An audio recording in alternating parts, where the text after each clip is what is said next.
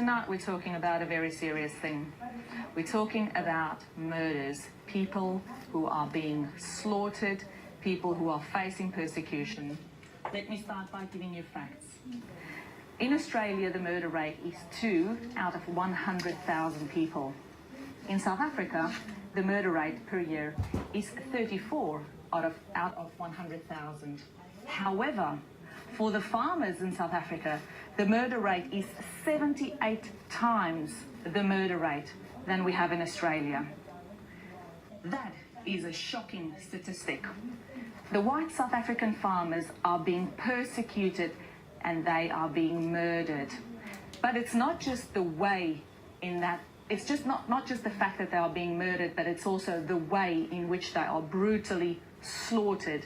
These people are suffering, they are tortured, they are just treated inhumanely to an extent that it is almost impossible to explain to people what happens.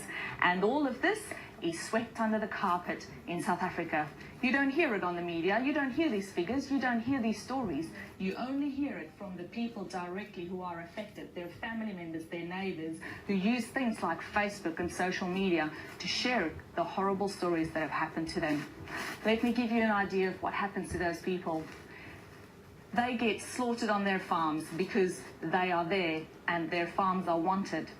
They don't want the people on the farm. The people go in and they would do things like put boiling water down 2-year-olds' throats while they make their parents watch that. They would chop off the Achilles of the parents' feet so that they cannot run. They would kill the people, they would cut them, they would slash them and make them drown in their own blood while they're watching their children being raped. This is the stuff that's happening in South Africa, and this is what nobody is saying in the media. Nobody tells us about that. It is horrible, horrible, horrible.